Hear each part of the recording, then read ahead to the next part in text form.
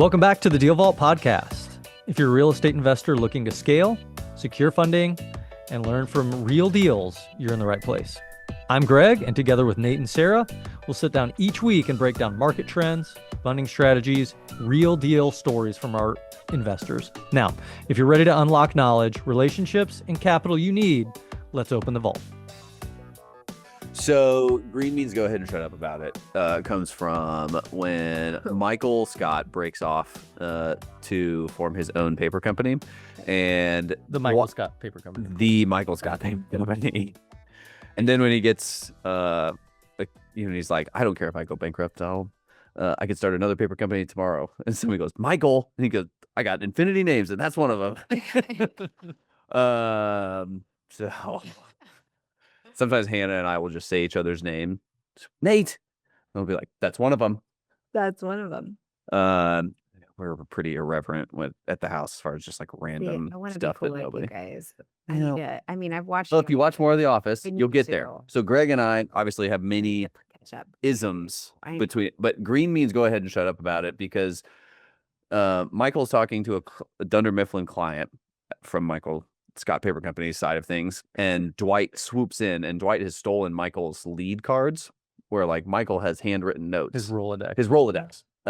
And so Dwight swoops in and says this incredibly offensive thing about the client's son. And Oh, I do. I and- think I have seen this episode. and anyways, Michael just like, politely excuses himself and is like, hey, I'll catch you at the Penguins game that we're going to or whatever to the client. And then they do the talking head with Michael, and he's like, yellow means, whoa, slow down. You probably shouldn't say that. Green means go ahead and shut up about it. Most of the colors mean don't say it. Yeah. So he's got these color-coded Rolodex cards. And so anyways, She's that's really what- good at using.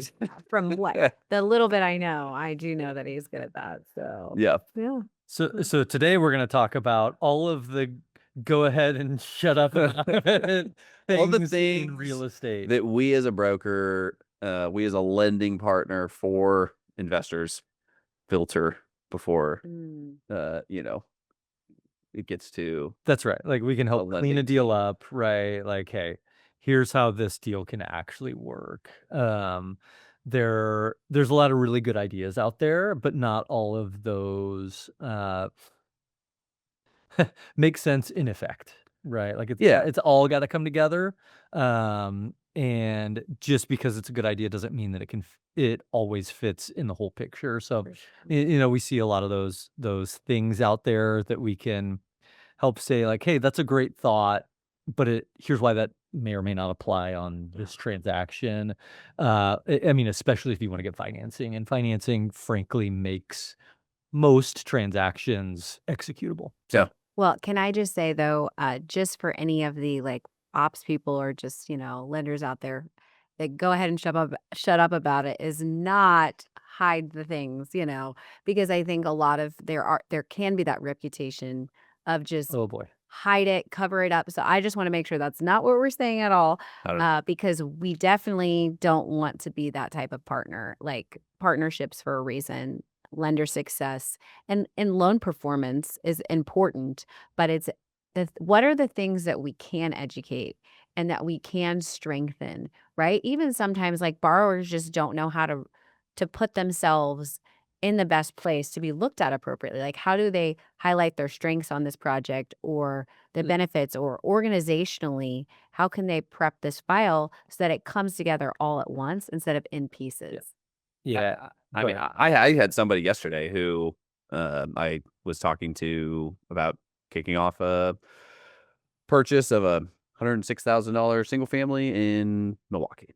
And they were like, hey, by the way, if I only have a couple of trade lines on my credit report, is that going to be okay? I was like, why do you know to ask me that? And it's because they have talked to lenders. This has been a problem for you. It's been a problem. So it gave me a chance to educate on, we have ways to work around that. Right. Not only do I have programs that can work with your property that, maybe there isn't a requirement for 3 or 4 trade lines. You just have to have a good credit score and actively be using, your credit. But hey, the one that the program that I've got in mind that I think this is going to be the best fit here. Yeah. They need 3 trade lines. They need your date of last activity on those trade lines to have been within the last month or 2, like, Right. show that you're using those. But if you don't have those, we've got something that we can do called Right. supplementary trade Right. lines. And so that's the stuff that we're talking about cleaning up is like, man, what a great borrower question on the For front sure. end. Well, and just, I mean, part of me realistically kind of like, I'll just say this, like doing the supplementaries, easy or not easy? Really, well, you asked Sarah. Not easy. Right. I mean, it's not easy. I don't so, do it. So like, Steve you, does. you know, part of me is like the person looking at it is like, oh, here we go. Like they're like, this is a heavy lift. But at the end of the day, like the borrower's got to provide that stuff. We've got a Yeah. pretty slick process to help go through that. And, you know, we're willing to just say like, hey, if you're willing to jump through these hoops, like this is how we can actually help package you into a really great loan product. But here's some of the stuff that you're gonna have to do if that works for you. And that's okay if they say, hey, like that's too heavy of a lift. Hey, no problem. But you know, what a helpful thing, even though it is a little bit of a pain in the butt for everybody. Yeah. But man, if it works out better for the investor, it's really gonna help them do that deal better, which sets them up for the next deal better. And that's really like actually what it's all about. Yeah. Even if this deal right here is a little bit heavier of a lift, let's identify those things and at least present it to them so they can For sure. go do it. Which again is like, that's why we have a lot of loan options. It's definitely not steering, right? Which I think is important to identify. Like that is something we pride ourselves that we're not steering the borrower or the loan to look the way we want it to.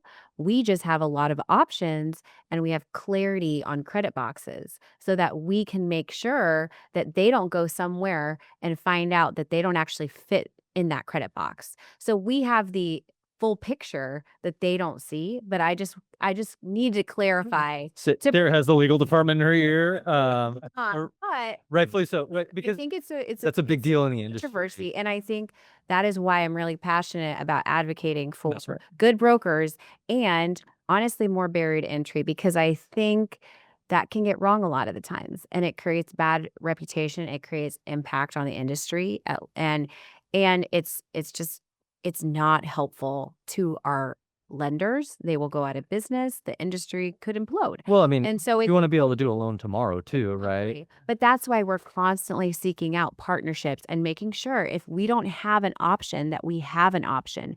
So, because what you're doing is not making the loan fit somewhere it shouldn't, you're making it fit where it should fit that they may not know themselves. Probably And less it's a about- big difference. Big difference. Not shaving off like rough edges. Right. We're filling in gaps. Yeah, we're knowing the things, and again, it is very uncommon for a borrower to ask those questions. So if borrowers ask things like that, it should hyper focus you on did you already work on this loan somewhere else and get told something? Because maybe that we just need to know that implication now, because like you said, we may have options. Maybe the pricing is not as good, right? Because that's why they can have flexibility with their credit box that way. But I think it's important to designate the two because there's a lot of blurred lines with people. And when we experience other people bringing loans to us sometimes on someone's behalf, it feels like they don't expose the dirt. And we want to know the dirt because that's how we successfully So we can get solve it done. for it. Yeah, like And so I think that's, people ask a lot, like, what makes you different? It's like, well, that's a priority for us of just very clearly showing what we're not going to do and making sure that as we bring new people in our team, that is not a part of how we do loan placements. it's and just not new education. It's just not worth it, right? I mean, if we're going to be selfish about it, it's not worth it to us, For sure. right? But realistically, like that puts everybody at risk. And again, we want to be able to help that borrower tomorrow or other clients tomorrow. So there's a lot of stuff, like there's a lot of sneaky bear traps that are out there that may not, some are obvious, Right. right? But some are not obvious. sure. And borrowers, I think for the most part, there certainly are some bad actors out there. There's actually probably a fair amount of bad actors because real estate's got big opportunity. But for the most part, like when a borrower brings up a thing that is that bear trap or a red flag, like, whoa, hey, I'm just trying to take advantage of opportunity in front of me in the best way possible. They just don't even know. Right. And that's where we can kind of come in and be like, hey, like that's not a thing. Yeah. Or this is why that's not a thing or going to be a thing. Or did you account for this being a problem? We see quite a bit of that. And that's the difference between the steering, which is bad news bears, not allowed. It's really, really bad, versus like, hey, like, here's the reasons that that's not really a thing. Here's how we can make this deal executable for you today if it still makes sense. And if not, like, here's some other avenues that we can go down. How do we frame this? How do we go get you in a deal that a lender's going to like? And at the end of the day, like,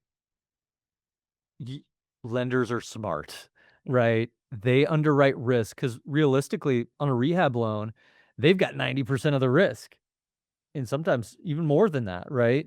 If they don't want to do it, you may, as the investor, may want to pause and say, if the person with the most risk in the transaction doesn't want to do this thing or wants to mitigate for that thing, I want to understand that. And that's where we can put our lender hats on and translate.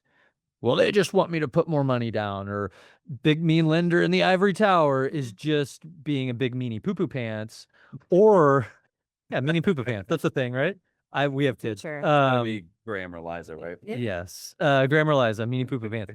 But realistically, like, is the lender being a meanie poo-poo pants, or should we listen to them because their job is to mitigate risk? So true. And they want that transaction to be successful in the same way that they want it to be successful, that the investor wants to be successful. Or I guess maybe the question is out there, like, maybe even more.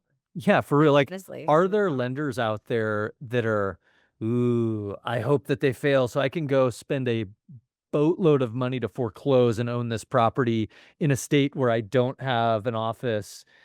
Yippee! In a judiciary foreclosure. Yeah, in a judiciary foreclosure state where that's going to go smoothly, and then I can sell it at a discount. Lenders are wanting to do that, right, Nate?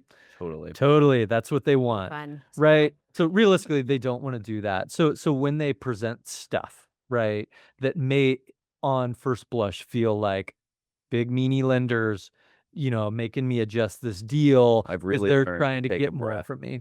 when I get bad news, or what feels like bad news, as far as just like, we need this documentation just to prove this thing or whatever. And it's just like, dadgummit, like, There's something there. why do you keep standing in the way of this deal getting closed? Yeah. That not everybody's perfect. Sometimes people do overanalyze risk, right? And For sure. overdo it. So there is that other side of And the your team does a really good job of like hey guys, are we saying, sure? yeah. Like, but I think the big thing is again, it's kind of like if borrowers really had the perspective of how good this industry is, then they would have more awareness and understanding of like, don't bite the hand that feeds you. Like, because again, not only is it a headache for them, but to foreclose, but that's a tarnish on their books, right? To Wall Street, to the people buying their loans. Very bad. And so if Wall Street or capital markets are not buying, then this all goes away. And, for Greg and I personally, we were doing this in 2020. So we've personally experienced what a frozen market hold feels like. And it's scary. And we don't want that to happen again. And out of that, fear and experience, like, we can honestly say, like, we want to be a part of not just educating at the loan level, but the industry wide. Like, this is an amazing product. This is amazing industry. It's new and it's growing. We cannot tarnish it while it's in growth mode, because people will speculate specific things, right? Like in 2020, lenders thought that if tenants didn't pay, landlords wouldn't pay. And so they were like, hold on. Wall Street was like, there's going to be massive default. Unfortunately, there wasn't. So it did open back up. But like, if anyone has been in this space and experienced that, especially as a broker, because we do have less control, like that should motivate you, or as a borrower, of like, man, I do love these loan products. Like, imagine if they weren't there, and then having that perspective, like, it's so valuable for navigating those little frustration points. Because again, yes, not every lender's perfect. And we personally try to work on that and educating them on like other people are not asking for this, and they're getting loans closed without this, with the same, loan product. So can you check with your capital providers to see if they actually still need it? Or are we just over analyzing the risk on this? Yeah. But I think again, it's like as a broker or as a borrower, like thinking yeah, they're taking on all the risk. Like, let's not bite the hand that feeds us. So I, This is helping us build our portfolio. We need it. I Yeah. think here's a good like picture of how a lender thinks. Lender hat on is there's risk in any transaction, right? What do I have that mitigates the risk specific to this deal? So step one, for all deals, I won't go above X% LTV, right? A lot of times that's 75 or 80% of the actual value Why of the can't I property. put down 15% or 10% on my 30-year loan, Greg?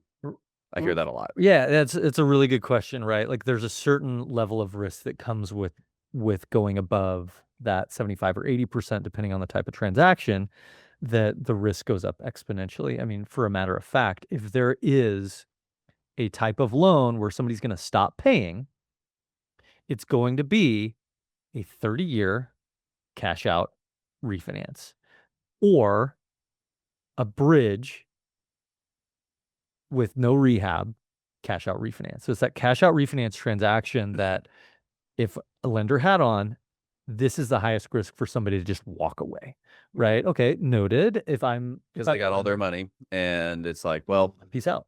I've Well, stripped all of the equity. they don't live in the house either. Right. I think that's the concept is like, this is not an owner occupied property. Like that's a harder pull out, this is So they've stripped the equity out, right? And on the bridge, right? If I did do rehab, it's done. I want to take mine now. Well, that was kind of nice. Like I got a little X%, but it's kind of a pain in the butt to get that. And then they're in my head, maybe realtors are going to take some of that. Lender guy is going to take some of that.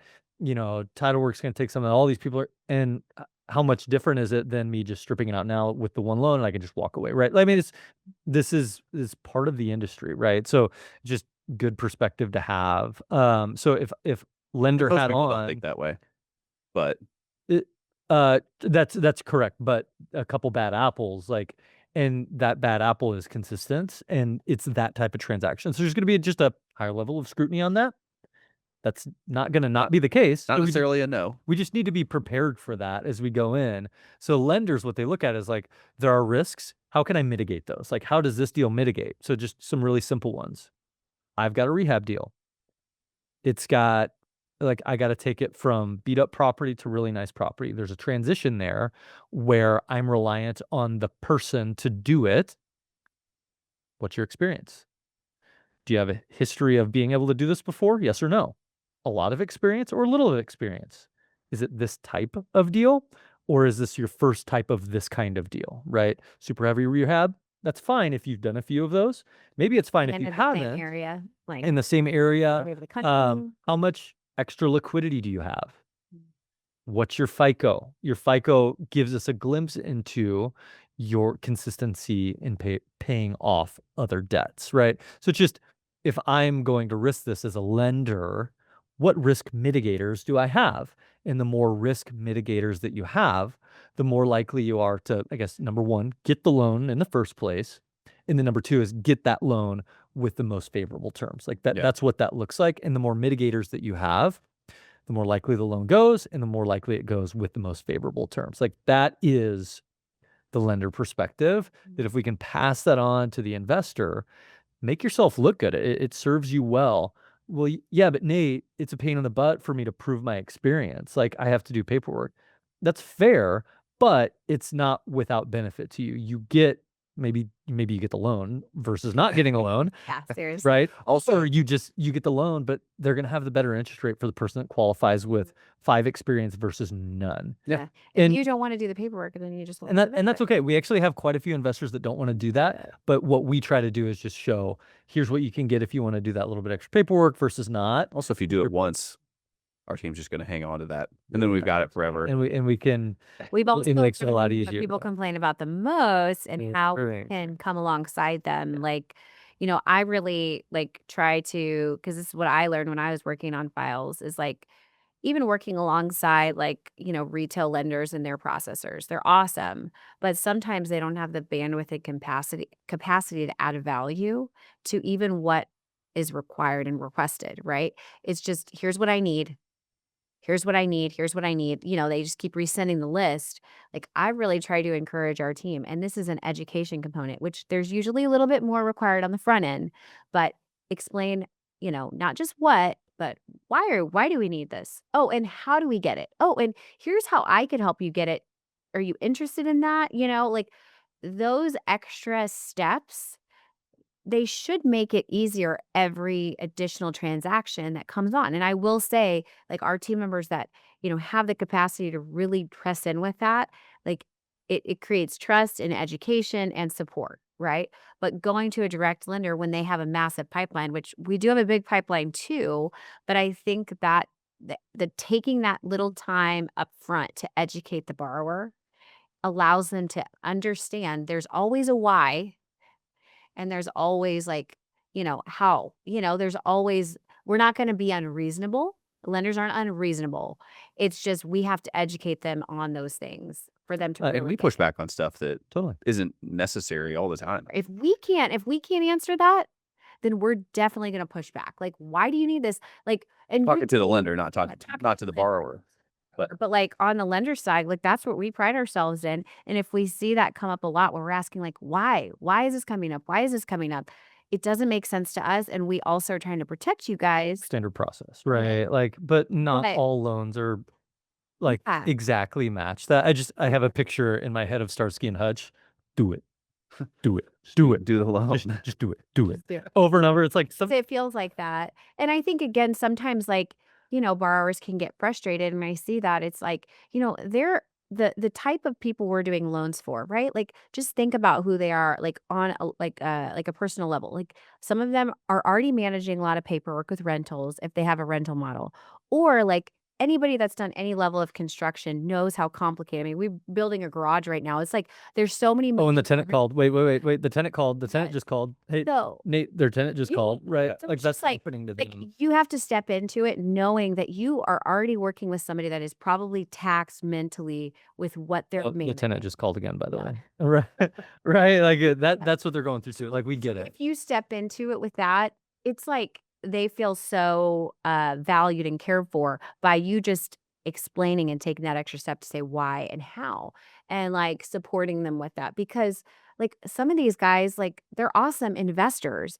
but like they've paid cash for everything. Like they don't even understand why we're asking for something, what it is. So we try to, when I started, I saw this right away. And to me, it's just like, I'm like an empathetic person. I'm like, oh my gosh, like I can feel how you're feeling right now in your frustration, which is hard. It's like, I want to fix it for you, but like, I actually just need you to get this for me. I can't just make it go away. Well, so it's still important for them. And I use this beautiful word picture with my sales team all the time. Like if your borrower is like maybe not answering the phone, we try to not get discouraged by that. And the picture that I put in there, you know what it is, right? That their kid just barfed in the backseat. Always, right? It's just trust. Their kid just barfed in the backseat. There is nothing more important than getting the barf out of the car, right? It's like there is nothing more important than that at that moment. Does that mean that doing this loan and executing is not important? Not at all. Like they still want to do it, and actually getting it done right, getting that paperwork done is still very important to them. But in this moment, Yes.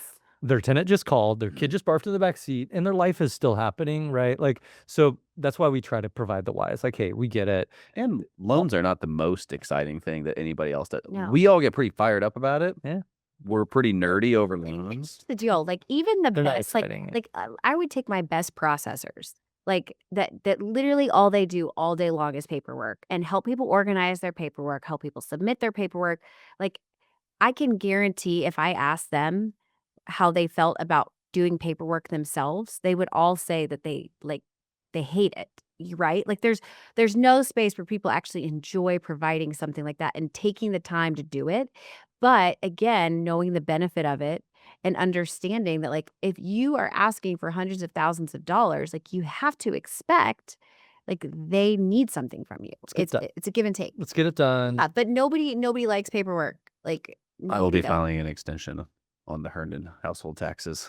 Yes. And again, some of the, at least they're not as bad as tax paperwork, where you're It's not. start It's it's not. all the Not the same. So- Not the same. Here's just like one small example. We can kind of wrap it up. Is like, how much liquidity do you need? Well, I don't want to tell you all that stuff. It's like, again, we go back to that risk mitigators. Like, hey, Enough. not that they want to. I have enough. If you show it, we're just going to take it. It's like, we may or may not need to show this, but we want to know, so that if we have to get into this, we can show you why and we know what we're working with. But a lot of people just, show that bare minimum. And when the weird thing comes up on the loan, Yeah. it would be nice if you could mitigate it. Well, hey, I've got some liquidity and reserves. Not that it's being brought in there, but the lender can then say, oh, if something were to go wrong, you're going to handle this versus we're going to have to step in. So it's little stuff like that of like, it's a little annoying that you're asking for this. We want to know so that we can help show the lender that on this transaction, the risk is mitigated in the best possible view so that you can get the best loan for you, right? Like that's really, really important to do. Again, yeah, it's all about perspective. I mean, just to share a funny story, because this is probably the most epic story we probably had, is we had one guy, and I'll just be honest, he was with one of our lenders that was pretty miserable when it came to docs and underwriting requirements. They kind of just one thing and then pause and then another thing and another thing. So it was it just felt like you could never move and progress. And one day, he just slid an extra letter, into our inbox. Super nice guy. Very A reasonable. letter of explanation, Be kind. which and we need sometimes. Said, can you just pass this on to the underwriter? And I mean, I cannot tell you and disclose what it had, but I will say it was very comical, and it may have had confessions of ripping the mattress tag off. His grandma did that, and you'd have to go to the undertaker. So, just hysterics about how frustrating and how frustrated he was, in the process. And I will say, the same goes for the lender. They also think paperwork is miserable. And so if they're asking for it, there's always a reason why. And just assume that instead of they are trying to destroy your life. You don't necessarily destroy your soul. for 'em.